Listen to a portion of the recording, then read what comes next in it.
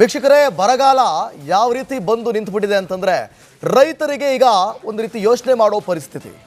ಒಂದು ಕಡೆ ಬರಪೀಡಿತ ತಾಲೂಕು ಅಂತ ಘೋಷಣೆಗಳಾಗ್ತಾ ಇಲ್ಲ, ಸರ್ಕಾರ ಈ ಬಗ್ಗೆ ಗಮನ ಇಟ್ಟಿದೆಯಾ ಇಲ್ವೋ ಗೊತ್ತಾಗ್ತಾ ಇಲ್ಲ. ಮತ್ತೊಂದು ಕಡೆ ಕಾವೇರಿ ನೀರನ್ನೇ ನಂಬಿಕೊಂಡು ಬದುಕ್ತಿರುವಂಥ ರೈತರಿಗೆ ಭಾಳಷ್ಟು ಸಮಸ್ಯೆಗಳೀಗ ಶುರುವಾಗೋದ್ರಲ್ಲಿದೆ. ಕಾವೇರಿ ನೀರು ಬಿಡುವಂತೆ ಒಂದು ಕಡೆ ತಮಿಳುನಾಡು ಪಟ್ಟು ಹಿಡಿದು ಕೂತಿದೆ. ಮಧ್ಯಾಹ್ನ 2:30ಕ್ಕೆ ಆ್ಯಕ್ಚುಲಿ 11 ಗಂಟೆಗಿತ್ತು CWMA ಉನ್ನತ ಮಟ್ಟದ ತುರ್ತು ಸಭೆ. ಜುಲೈ 15ರಂದು ಕಾವೇರಿ ನೀರು ನಿಯಂತ್ರಣ ಸಮಿತಿ ಸಭೆ ಇದೆ.